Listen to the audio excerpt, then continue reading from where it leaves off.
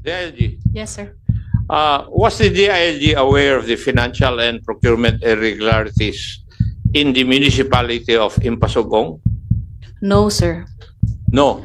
If you do not know what happened sa municipality of Impasugong, how would the DILG monitor the proper use of public funds and adherence to procurement process by local government unit?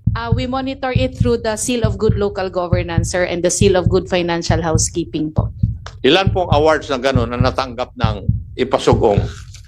Sir, as mentioned, sir, they've been a recipient of the said seal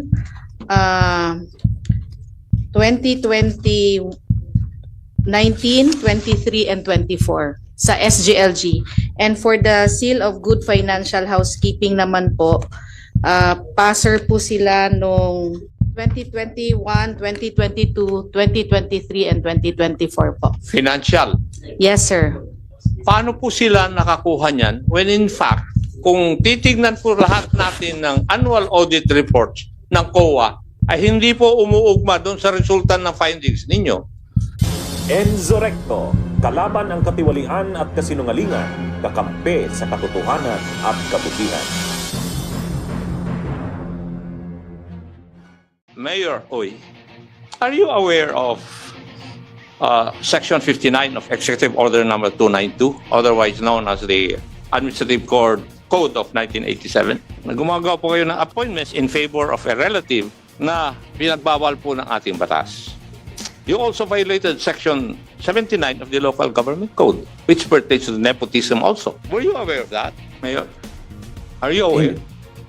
Hindi po ako aware masyado, yes, Your Honor. Kaya, hindi ka aware, kaya tuloy napaviolate po ninyo. You violated the law on nepotism. Your Honor, may I explain, Your Honor? Kasi po, my wife was designated as tourism officer. Designated only as tourism officer, Your Honor. Ay, narinig nyo naman po yung preliminary questions ko po, di po ba? Tinanong ko si Mr. Gabriel Oy, anong relationship ninyo? Nephew ka niya, so uncle mo siya. Tinanong ko rin kung yung asawa mo po ninyo nakadesignate na municipal tourism officer. Sabi niyo, opo. Tinanong ko yung DILG, kung yung office ng municipal tourism office is considered a career office. Sagot po ng DILG, opo. Therefore, if I look at Section 59, at saka tinanong ko pala kayo, are you aware of the provisions of Section 59, Executive Order Number 292, known as the Administrative Code of 1987? Sabi nyo, hindi nyo po alam. Ang sinabi ko, kaya nyo pala nababiolate yung provision na yon, which is nepotism. Would you please answer that? Mayor, please answer the question, Chairman Acop. Yes, Your Honor, thank you po. So, yung administrator ko po is my uncle. Sa pagkakalam ko po, co-terminus po yung administrator. Mayor, whether your appointee is coterminous with your term, it doesn't matter. It's not an issue. The fact remains that you appointed a relative of yours, which is prohibited by law. You can ask your lawyer if he knows the provisions of this law. Thank you po, Your Honor. So you admit that you violated the law? Na-designate ko po yung municipal administrator kasi yung trust and confidence ko po bilang siya yung dinesignate ko po, Your Honor. At saka yung wife ko designate as tourism officer, pero yung appointment niya as private secretary. Kasi sa pagkakalam ko po, kasi na-qualify doon sa civil service na hindi maka-apekto sa akin bilang relatives as mayor. Hindi nga po makaka-apekto. Pero what you did was in violation of the law. Di po ba? And yung issue of trust and confidence, hindi po issue. It is of no moment insofar as nepotic appointments are concerned. Okay, Your Honor. Hindi, sinasabihan lang kita kasi meron na kaming kaso na ganyan din dito eh. Specifically, the municipality of Silang, Cavite. Abogado pa yung mayor doon. Kaya alam namin ito, kagaya ng pagkaalam namin doon sa mga procedures na ng COA. Sa dami na naimbestigahan namin dito. Pare-parehas. Kaya, Mayor, please do not do that again. Noted po, Your Honor. Yes. Thank you po. Yung confidential positions, they are not included as the exception. That's in the Dator versus Ombudsman case decided in 2018. Thank you po. Yes po, Your Honor. Duly noted po. Yes. Is it true, Mayor, na hindi kayo magkaigi ng iyong sanggunian?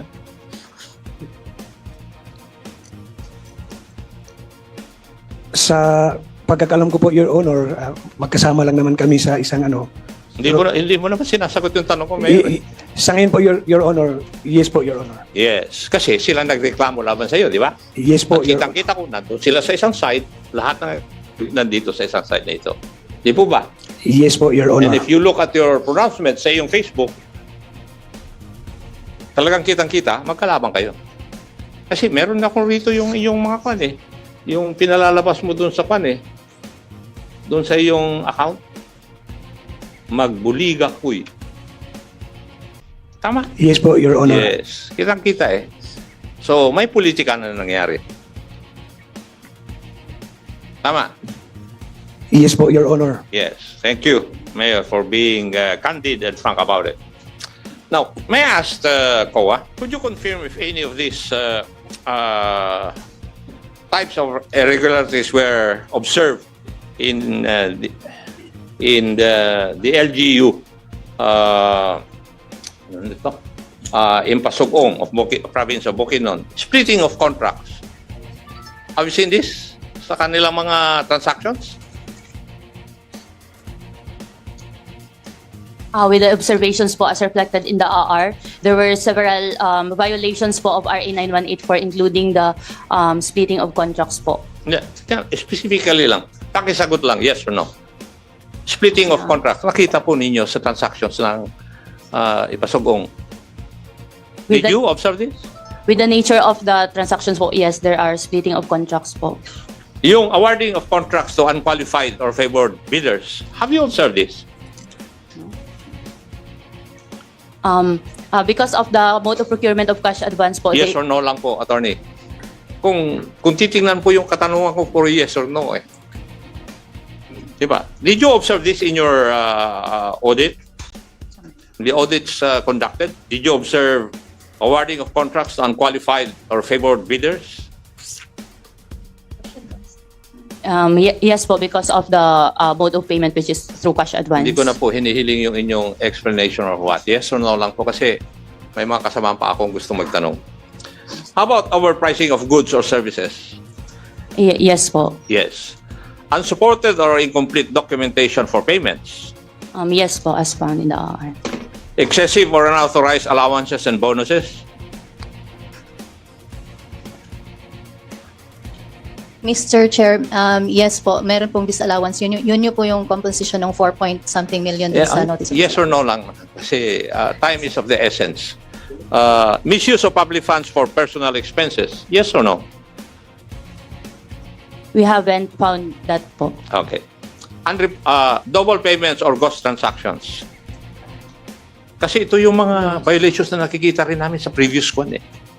Have you noticed this? Gross or ano po yung Double payments or ghost transactions? ghost transactions? Yes. Are you not aware of that? Maraming ghost transactions, di po ba? Alam na alam nyo dapat to. With respect to the LGU and Pasugong, we are yet to see that. So po. no. The answer is no. Unreported or understated collections? No po. Delays in the remittance of collections to the treasury? No po. Missing or unaccounted assets? The fuel inventory po. Yes or no lang po? Yes po. Underutilized or idle government property? No po. Misappropriation of government-owned vehicles, equipment, or other supplies? No po. Use of funds for purposes other than those intended? With respect sa cash advance din po, yes. Failure to return unspent balances to the National Treasury. As far as the incumbent audit team po, wala po. Delayed or incomplete projects. Yes po. Substandard project materials or work quality. No findings yet po. Incomplete or inaccurate financial statements. Yes po.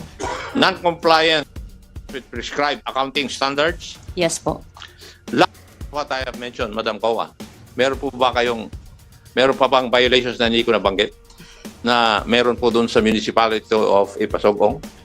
All our audit findings have been mentioned po sa CY 2022 and 2023, and we are yet to issue pa po our audit report for 2024, and we undertake to furnish you po with a copy of the AR for 2024 once the same has been submitted. Okay.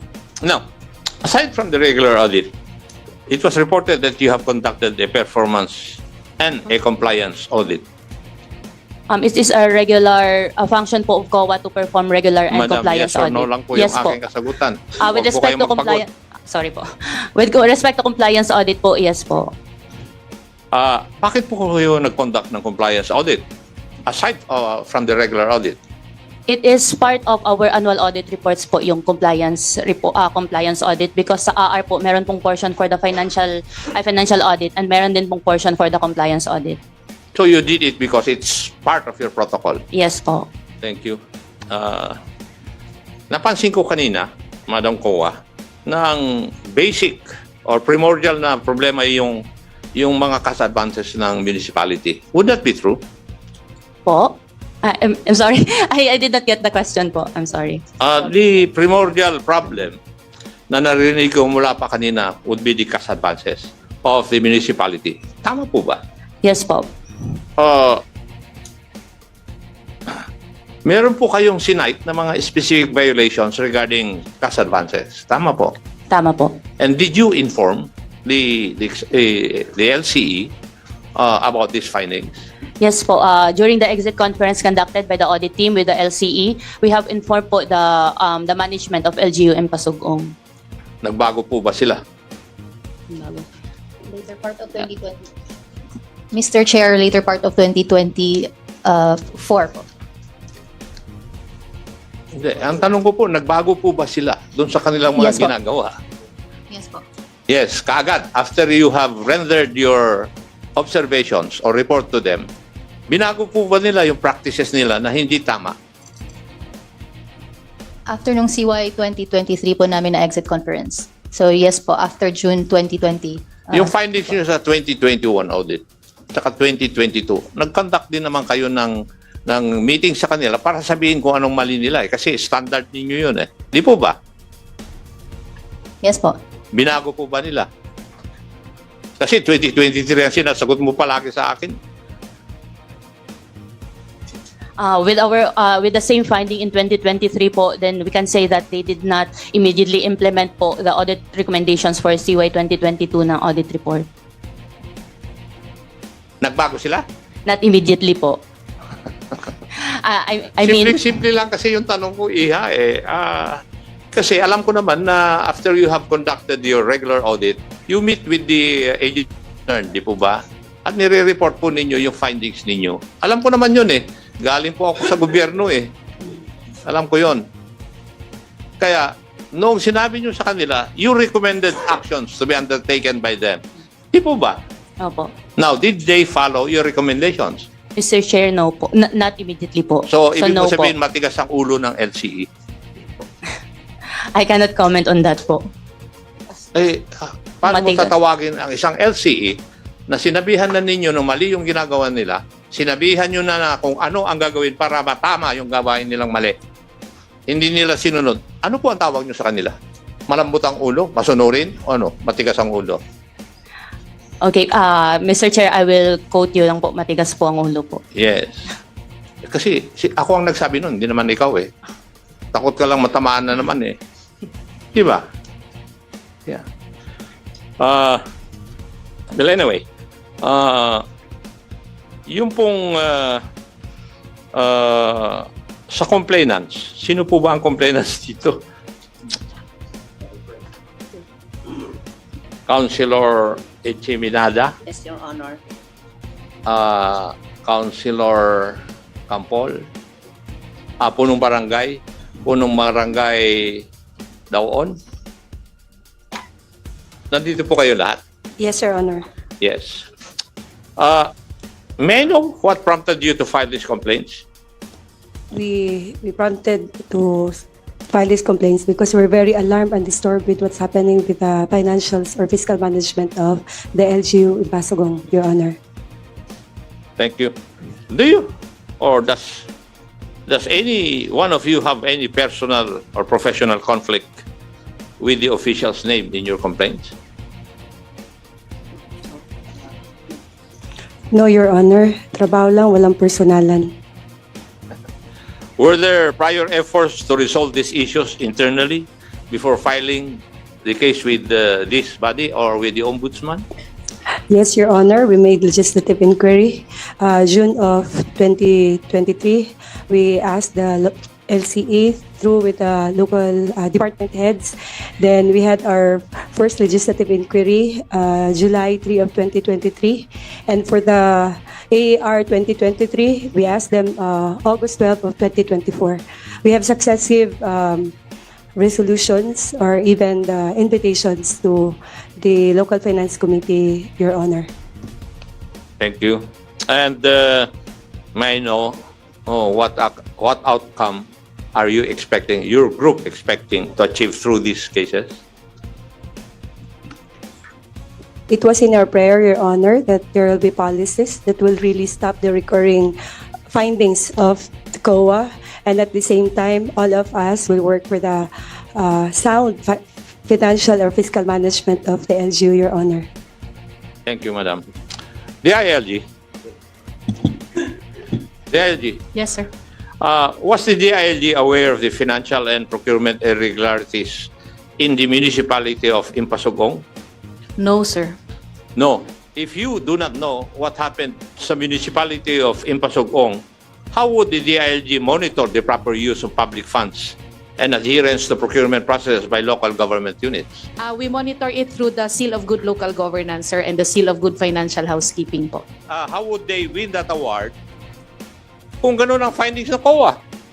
Yes, sir. The indicator po under financial administration, which is one of the governance area and the first governance area, one of the requirement of is for them to have an unqualified or qualified audit opinion po from COA. And they receive po yes, sir. Sige, tuloy niyo po. Tapos po, sir, and based on the recommendations, based on the audit report, at least 30% will be complied with by the local government unit.